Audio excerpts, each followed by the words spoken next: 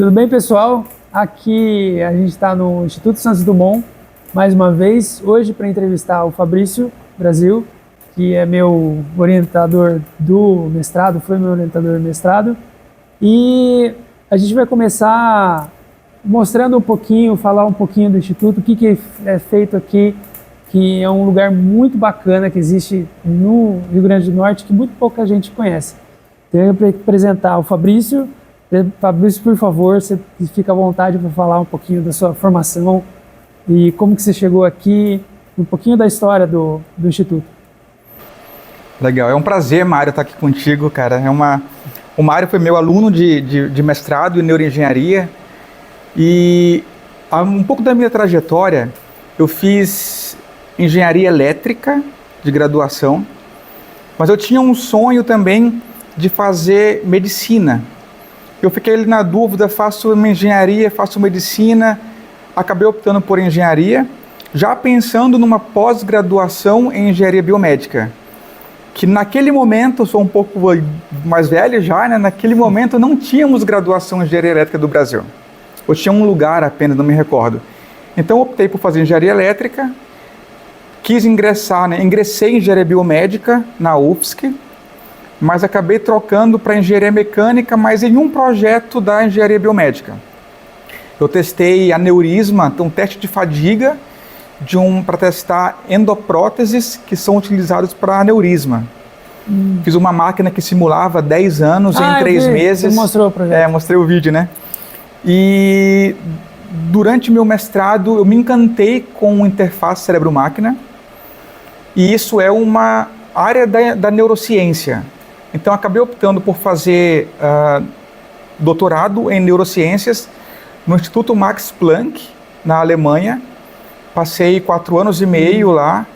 Então, eu estudei como conectar, como trabalhar com a reabilitação de pacientes que sofreram AVC, né? A gente chama de AVE na academia, que é acidente vascular encefálico. Mas todo mundo conhece mesmo por derrame, nem é por AVC. Então, nossa ideia era trabalhar com reabilitação. O paciente, por exemplo, ele não conseguia mexer a mão dele, abrir e fechar a mão, mas ele conseguia... Vamos pensar assim, para ficar fácil de entender. A informação sai da última camada da cabeça, que é o córtex, e no meio do caminho ela tem uma obstrução, que é o AVC, onde teve o derrame. E a informação não passa mais até chegar no meu braço. Então, coloca-se uma touca de EEG, que é eletroencefalografia, que lê o sinal cerebral, manda para um computador que decodifica esse sinal e manda para uma órtese que está anexada ao braço abrir e fechar a mão do paciente. Então eu fiz isso no meu doutorado. Na reta final eu conheci o Miguel Nicoleles, que tinha um instituto, né? Tem, na verdade, aqui no Brasil, que é o Instituto Internacional de Neurociências Edmond Lili Safra. E ele acabou me convidando para juntar, né, unir esforços no grupo dele, para criar o primeiro programa de pós-graduação em neuroengenharia do Brasil. Então eu vim para cá, na época nós éramos a AASDAP, aquela Associação Alberto Santos Dumont para Apoio à Pesquisa. E estou aqui desde 2013. Hoje a gente está aqui, então, no Instituto Santos Dumont, que está no interior de Macaíba. A ASDAP acho que era em Natal, né? Era em Natal. Era em Natal. E o que aconteceu de lá para cá? Como é que foi essa evolução? Legal. Na verdade, a ASDAP ela tinha um prédio em Natal, um prédio em Macaíba e um prédio em São Paulo, que era o administrativo. Eu trabalhava em Natal e já tinha aqui o que a gente chamava do prédio pequeno, que era onde fazia pesquisas com animais, né, roedores e saguis, primatas não humanos. E tinha aqui o prédio onde nós estamos agora, que é um prédio gigante, né? Tem 11 mil metros quadrados. E a ASDAP, ela era uma associação, uma OCIP, que era uma organização privada sem fins lucrativos, que dependia de doação. E em 2014, nós nos tornamos uma OS, que é uma organização social. Isso que é diferente de uma universidade federal, por isso que ela... Hoje nós somos uma instituição privada, sem fins lucrativos, mas quem nos paga agora é o MEC, Então nós não dependemos mais de doação de pessoa física, né, de indústrias, de pessoas jurídicas.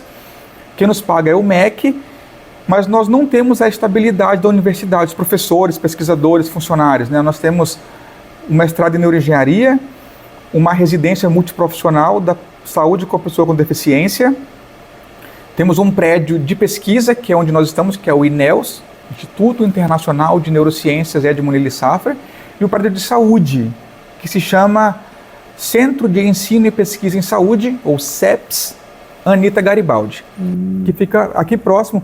Mas hoje nós estamos unindo já bastante os dois grupos, que o Anita cresceu tanto que parte dos atendimentos que eram feitos lá são feitos hoje dentro do ISD. Foi para o primeiro andar ali, né? Está no primeiro andar, exato. E quais são as grandes áreas que o Instituto pesquisa? Eu vim para o Instituto de Neuroengenharia, fui para a área de reabilitação, então meu projeto é uma cadeira que fica em pé, aliás foi ideia de vocês, para a gente seguir nesse caminho, mas eu sei que são várias outras áreas, tem os nossos colegas aqui, o pessoal da biologia e tal. Quais são as grandes áreas que o Instituto trabalha? Nós temos hoje, Mário, um mestrado de neuroengenharia, ele tem duas grandes áreas. A primeira é de interface cérebro-máquina e a segunda de neuromodulação. Para entender melhor, interface cérebro-máquina, aquele exemplo que eu dei, acho que é legal, de uma pessoa que perdeu o movimento da mão por um AVC, mas ele imagina fazer o movimento, eu mando para um computador que decodifica e para uma órtese que está aqui, é como se fosse um exoesqueleto anexado ao meu braço que ainda existe, né? E abre e fecha a mão para mim fazendo essa reabilitação. Dá para fazer isso com uma pessoa caminhando, dá para fazer uma interação com o computador. Por exemplo, uma pessoa que tem esclerose lateral amiotrófica, ou ELA.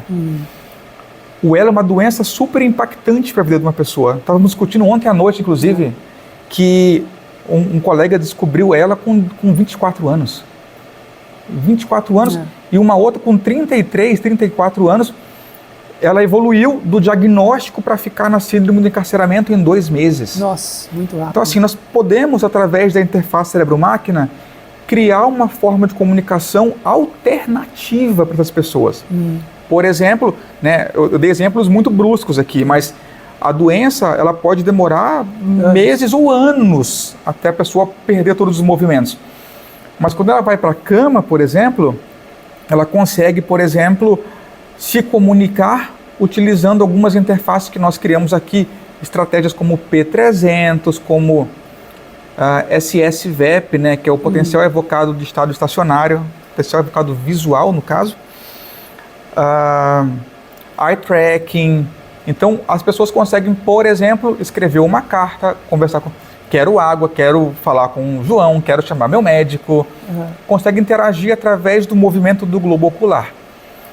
A outra técnica, que é de neuromodulação, ela permite que nós consigamos tentar alterar o funcionamento do cérebro de alguma maneira. Vamos pensar assim, uma pessoa com depressão, por exemplo. Nós tentamos excitar o cérebro para que ela possa ter uma vida normal. Uma pessoa com um transtorno do espectro do autismo. Nós estamos tentando agora 2 estratégias diferentes, para depressão também, inclusive, mas elas envolvem estimulação cerebral. Mas eu acho que um exemplo melhor para que todo mundo conheça, mas todo mundo talvez tenha ouvido falar já, é o Parkinson. O sintoma principal do Parkinson é o tremor essencial. Então você começa a tremer, até tremer tanto que tua vida fica inviável. E o médico, ele sabe que se ele te der um remédio, você pode melhorar muito, que chama levodopa. Só que o teu corpo passa a não responder mais a levodopa depois de certo tempo. Então imagina que um paciente começa a tremer e fala assim, chegou no momento da levodopa, dá o remédio, pum, para o tremor. E depois de 2 anos, 3 anos, começa a subir o tremor de novo. Nesse momento, o medicamento não faz mais efeito. A alternativa seria utilizar estimulação cerebral profunda. Que é o que o Rogeli faz. O Dr. Rogeli faz aqui no Instituto muito bem. Que é uma estimulação de um eletrodo desse tamanho aqui, que vai dos 2 lados da cabeça até chegar numa área profunda, perto do tálamo, substância nigra, para fazer uma estimulação para que o paciente melhore. E inclusive vou dar uma curiosidade aqui para vocês, Mário. Leitores não, como é que chama? O pessoal que assiste os vídeos do Mário. Me fugiu o nome agora. Seguidores do Mário. Olha só, uma novidade para vocês.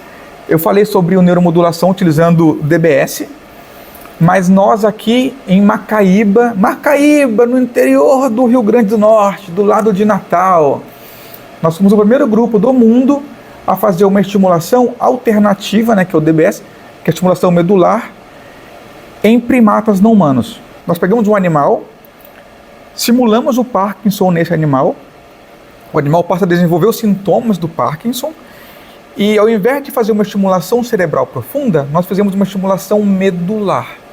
É uma estimulação muito menos invasiva, mais simples, recuperação mais rápida, menos transtornos, etc. Tudo de melhor. E os resultados foram melhores do que o DBS. E tudo isso feito pela primeira vez em primatas não humanos aqui em Macaíba. Então, são as duas grandes áreas, né? ICM, interface cérebro-máquina, e neuromodulação. Também tem mais coisa que nós fazemos no Anitta, que a gente pode conversar mais pra frente. E tem o pessoal da biologia de base, né? Excelente pergunta, Mário. E assim, eu acho muito legal, porque normalmente as pessoas, elas querem ver uma aplicação prática, né? Que assim, olha, eu citei o exemplo do interface cérebro-máquina, do paciente com AVC. É muito fácil você conseguir ver uma pessoa que não mexe o braço, coloca um capacete, uma touca de EEG, de repente ele mexe o braço, nossa, que legal. Isso chama ciência aplicada. Mas sem o pessoal que nos dá retaguarda ali, que faz a ciência básica, a gente não faz nada, cara. Que vai entender como que aquela região do cérebro conversa com aquela outra região e como é que isso... Exato. Que é muito difícil. Então né? Aqui nós fazemos uma ciência translacional, que é a ciência que vai desde a pesquisa básica, você vai estudar o neurônio, vai estudar o cérebro, você disseca o cérebro depois de fazer um experimento, ver o que aconteceu com a área estimulada, e você vai desde a ciência básica até a ciência aplicada, para você fazer a aplicação prática no paciente, por exemplo.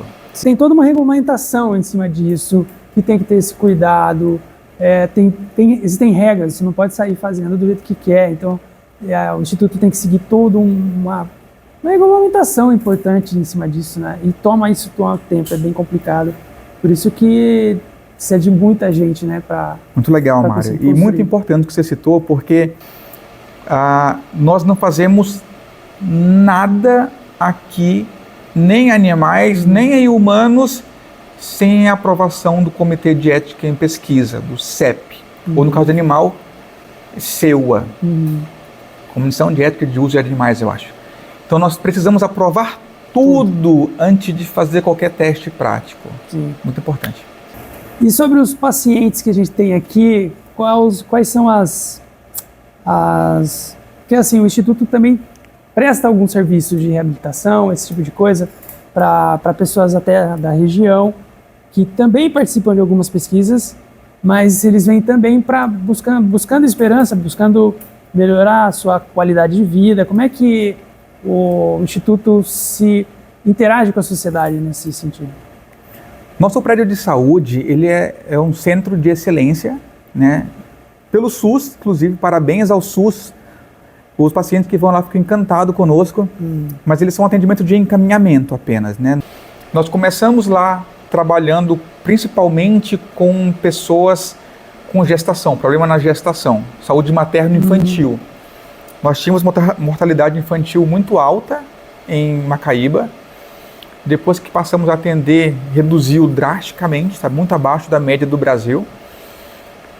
E aí nós nos tornamos um CER, que é um Centro Especializado de Reabilitação. Primeiro era um CER 3, agora é um CER 4, que é o máximo que existe, que abrange as 4 grandes áreas de atuação, que é a saúde física, saúde mental, auditiva e visual. Então, na saúde mental, por exemplo, trabalhamos com pessoas com transtorno do espectro do autismo, microcefalia, na doença física, inclusive nós estamos criando aqui, notícia de primeira mão, segunda mão talvez, mas é recente, nós estamos criando uma oficina ortopédica para atender todo o estado do Rio Grande do Norte. Ah, eu lembro, você me falou do projeto lá no segundo andar, vai ser no segundo andar, nós vamos colocar janelas de vidro em todo o trajeto, para que todo mundo que estiver passando vai estar vendo ali a oficina trabalhando, criando próteses, criando órteses, tentando fazer melhorias para os pacientes do SUS. E ao lado da oficina ortopédica, nós vamos ter o nosso laboratório de neuroengenharia voltado para a oficina ortopédica. Então, ao invés de criar o que o pessoal já faz, né, que é super legal, tá? Não estou criticando não, cadeira de roda, órteses, próteses, nós vamos tentar soluções novas que vão realmente impactar o mercado, ajudar o SUS, ajudar os pacientes com tecnologia de ponta. Porque um dos problemas que nós temos hoje no país, eu acho que é muito do que nós produzimos, ele fica fechado dentro da academia. Ele se torna uma dissertação, uma tese de doutorado, uma monografia, um artigo em publicação científica ou um livro. E vai para a gaveta. E vai para a gaveta. Né? É claro que a ciência evolui a partir daí, mas nós percebemos e nós queremos fazer algo mais. Nós queremos fazer, né, levar, encurtar esse desenvolvimento. Você tem ali o estado da arte, que é a tecnologia mais avançada, que fica dentro da academia, só assim, em pesquisas experimentais, mas não chegam na população. E para quem é interessado, está pensando está escolhendo o que fazer, pessoal mais novo, que está escolhendo e quiser trabalhar com neuroengenharia, quiser trabalhar nessa área, qual o perfil? Qualquer um pode fazer? O que a pessoa precisa ter? E até para falar para todo mundo da população no Brasil inteiro, para vir conhecer aqui, e qual o perfil de uma pessoa para poder vir para cá? Se você tem vontade de cursar neuroengenharia ou saber um pouco mais, nós trabalhamos, né, principalmente com pessoas formadas nas áreas de biológicas e de exatas. Antigamente era só engenharias, mas estão abriram um espectro para a gente agora. Nós tínhamos que aceitar alguém de engenharia ou biológicas. Em biológicas envolve ali saúde, medicina, enfermagem, físio, etc. E tinha que ser engenharia, mas agora está exatas, eles abriram um leque um pouquinho para a gente. Então todo mundo que é formado aí em física, ciência da computação, TI, são cursos superiores que têm uma duração aí de 4 anos ou mais, podem estudar conosco. Que joia, joia. Então é um leque gigantesco para muita gente. E voltando um pouquinho na parte dos projetos, que projetos você dá aula de empreendedorismo aqui também no Instituto, e conta um pouco dessa parte, como é que é pegar ideias que vocês estão desenvolvendo aqui e transformar em startups para conseguir levar isso para a população. Mário, é uma dor que eu tive, acho que assim, várias pessoas devem ter a mesma dor, sabe? Mas me incomodava muito saber que a gente fazia coisa muito legal. Quando a gente ia dar palestra, todo mundo olha assim e fala assim, nossa, que legal, que solução. E vira somente uma publicação científica, vira apenas uma dissertação e não chegava na população. Então, isso me incomodava muito. E até tem um colega nosso que chama Leandro, né? Sim. Amigo seu. Leandro Matos. Leandro Matos.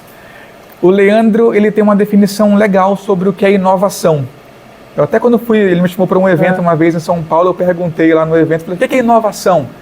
Deu um monte de exemplos teóricos na tela. Eu falei, o Leandro tem uma definição mais legal aqui. Inovação é emitir nota fiscal. Que é uma brincadeira, obviamente, mas eu acho que nós precisamos ter essa mentalidade de tentar produzir alguma coisa que chega na população, que chega no mercado. Então aqui esse estalo me deu quando nós fizemos uma publicação, fizemos um trabalho super legal, né? Voltando atrás ali que eu dei o exemplo do meu doutorado, paciente tinha que usar o EEG na cabeça, ler o sinal, mandar para uma órtese e abrir e fechar a mão. Era um equipamento super grande, super potente, super complexo de utilizar, tinha que estar coberto, não podia pegar luz nem nada, e super caro. Falei, Romeu, como eu fui meu aluno de mestrado, falei, Romeu, eu quero fazer isso aqui barato. A minha ideia era pegar, para imaginar mais fácil, como se fosse uma folha de papel que você dobra na metade a folha de papel. Falei, vamos pegar uma folha de papel, um motorzinho que empurra aqui para abrir e fechar a mão. Só que o Romeu é teimoso. Ele falou, não, que é isso, eu sou engenheiro mecânico. E ele fez um monte de ideia super legal, um monte de desenhos que nós discutimos muito, até chegar numa versão que era possível todo mundo fazer em casa, utilizando motor que você compra em qualquer lugar, impressão 3D, tecido de véu de noiva, tule e cabos Bolden. Sabe o que é cabos Bolden, Mário? O Bolden é aquele de bicicleta, não é? Fio de freio de bicicleta. Freio de bicicleta. Fizemos, e a gente, no nosso trabalho, no nosso paper, nós ensinamos a fazer. Quem quiser fazer o seu próprio, está aqui, ó. Só que aí veio mensagem de Israel, do Uruguai, do Canadá, de 2 lugares da Europa que eu não me recordo quais são, não sei se é França e Espanha, mas assim, 2 lugares da Europa, mas do Oriente Médio ali, falou assim, ó, eu não quero fazer em casa, eu quero comprar. Nossa. Eu quero comprar, como é que eu compro isso? Imagina, mas cara, mas é óbvio.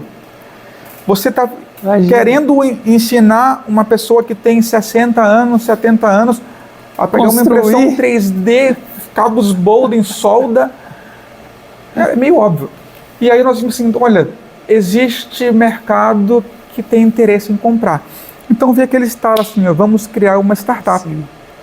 E aí nós criamos essa startup, que chama BrainExus. Sim, a BrainExus. Que ela serve para a reabilitação de pacientes que sofreram principalmente o AVC, né, que eu falei, o derrame, mas também nós já testamos com pacientes que levaram um tiro na coluna e tem lesão parcial. Testamos com pacientes que têm um problema de caminhar no pé. Então, todos eles funcionam. Então, tem a reabilitação da mão e o do pé, que levanta a ponta do pé para caminhar. Fizemos essa startup, fizemos uma outra que chama Stimuli, também com o Leandro, né? Leandro Matos. E o Stimuli, ela trabalha com pessoas com transtorno do espectro do autismo. A ideia é mensurar, né? Medir a atividade cerebral de uma criança que tem autismo e comparar com uma criança que não tem autismo. Hoje nós sabemos assim, que tem, no nosso classificador, ele já mostra que tem, em alguns casos, a nossa inteligência artificial, ela olha o EEG e fala assim, ó, essa pessoa aqui tem 98,6% de chance de ser autista. E é autista. Então é um classificador super legal. Sim. E nós queremos utilizar uma técnica de neuromodulação para normalizar essa atividade cerebral, porque a criança com TEA, a cabeça dela, a atividade cerebral funciona de maneira diferente. E de novo mensurar com o EEG para ver o que mudou antes e depois da estimulação. A estimulação que demora 3 semanas e depois, dependendo de como é que vai ser a atividade de cada criança, vai ter uma dose de manutenção, que pode ser, por exemplo, uma vez por mês, uma vez por semana, 2 vezes por semana, não sei, depende de caso a caso. Só que, especificamente dentro da nossa área, é muito caro. E nós dependemos de órgãos regulatórios, como a Anvisa, Inmetro, a Anatel, e envolvem gastos extremamente elevados só para certificar. Então nós temos demanda gigante de pessoas com TEA principalmente, querendo utilizar nas suas clínicas, mas nós não podemos vender ainda porque não temos a certificação. Mas nós estamos na perseverança ali, cara, sabe? Eu acho que você perguntou sobre de onde surgiu o interesse de inovar. Eu acho que todo empreendedor, ele tem que ser muito resiliente, porque inovação, empreendedorismo é você ali perder horas de sono, tentar várias vezes e persistir para que se torne realidade. Então, pensando nisso, a tua matéria, a matéria que você ministra de empreendedorismo, tem esse foco? Essa foi uma disciplina que nós criamos aqui depois que eu passei a empreender. Eu acho que assim como essa dor era muito pessoal, alguns alunos compartilhavam da mesma dor. E normalmente nós somos estimulados, né? Acho que estimulado é a palavra errada. Nós estamos acostumados a pensar que você ingressa no mestrado ou no doutorado para virar professor. E isso é uma máxima que ela é errada, né? Fora do país, por exemplo, é muito habitual você fazer mestrado e doutorado e ir para a indústria. E até algumas universidades, por exemplo, ano passado nós tivemos uma palestra aqui no nosso simpósio de neuroengenharia, que é anual, todo mundo está convidado. Esse ano vai ser o 10º simpósio de neuroengenharia. Recebi. Tivemos uma palestra de um professor do Canadá, que veio para cá. E o instituto que ele trabalha lá, a universidade, também tem 10 anos.